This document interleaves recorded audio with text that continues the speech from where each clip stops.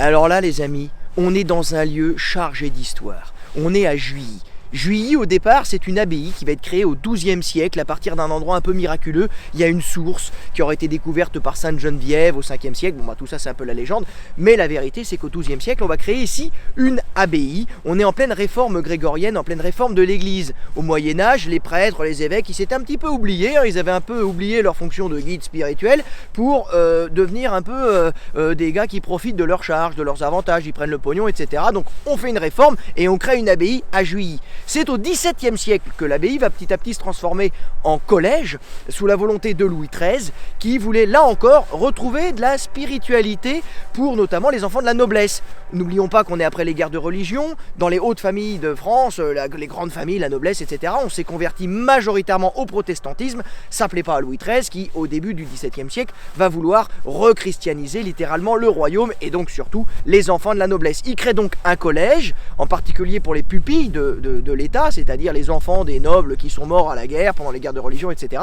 Et il crée ce collège ici à Juilly. C'est quand même un bâtiment incroyable, une histoire hyper prestigieuse. Alors aujourd'hui il fait pas très très beau, puis en plus c'est en friche, mais on peut faire confiance à Histoire et Patrimoine pour nous remettre de la lumière et rallumer tout ça, hein. Il faut savoir qu'à travers les siècles, eh bien, le collège de Juilly va avoir des hôtes prestigieux. La Fontaine est passé par là, Montesquieu, le frère de l'empereur, Jérôme Bonaparte a été élève à Juilly. Plus près de nous, Philippe Noiret, Claude Brasseur, Michel Polnareff et même Jacques Messrine. Ah non, tout le monde s'est retrouvé à Juilly. Ça pète, hein. Et franchement, avec Histoire et Patrimoine, ça va claquer.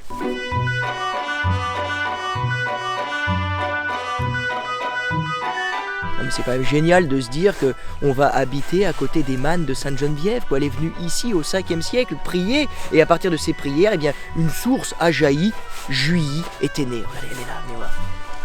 Sainte Geneviève, la patronne de Paris, hein. Ça c'est d'histoire, ça c'est du patrimoine.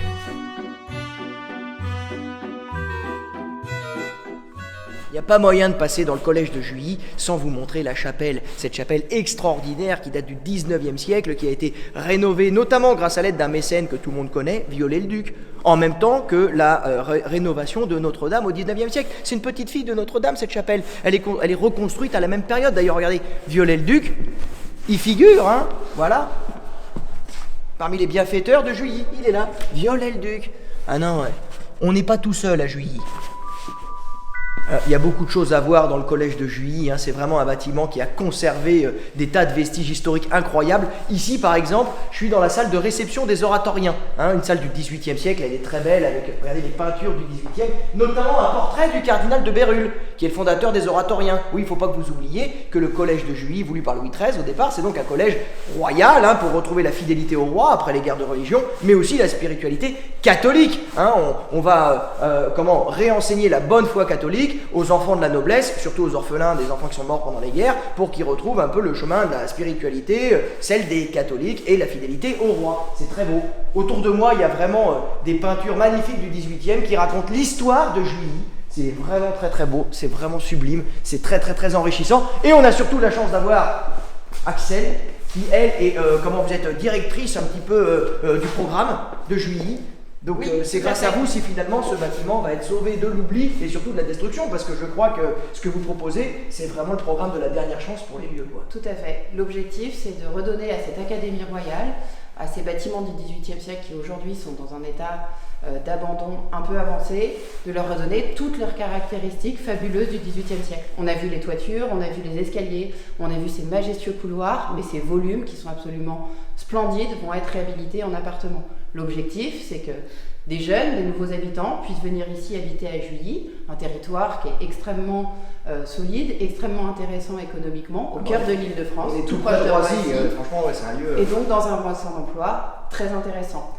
Les habitants, non seulement ils pourront profiter des bâtiments, mais ils pourront aussi profiter de ce parc exceptionnel, qui est aussi l'écrin majestueux de ces bâtiments du Juilly. Vous avez rien vu, mais c'est un écrin vert autour, il y a de la forêt, il y a des étangs, c'est vraiment sublime. Ah, ça c'est les moines, hein, ils n'étaient pas cons au XIIe siècle, les mecs ils ont tout défriché, ils ont fait des étangs, des pêcheries, et tout ça est conservé, quoi. Tout ça est encore là, vous allez pouvoir en profiter presque 1000 ans après, quoi. C'est extraordinaire. Tout à fait. L'objectif, c'est véritablement que ce projet global soit et ouvert aux habitants et ouvert au public, et que ce nouveau cœur de village puisse profiter à tous.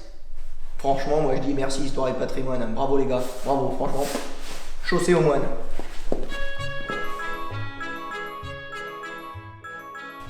Regardez, il y a encore des détails hyper poignants dans le collège de Juilly, comme les armes, l'emblème du collège. Regardez d'à côté ce double blason, l'emblème des oratoriens, Jésus-Maria, la spiritualité, c'est catholique fervent pour redynamiser le catholicisme en France après les guerres de religion, mais aussi les armes du roi de France, de Louis XIII, quoi, voilà, tout est dit.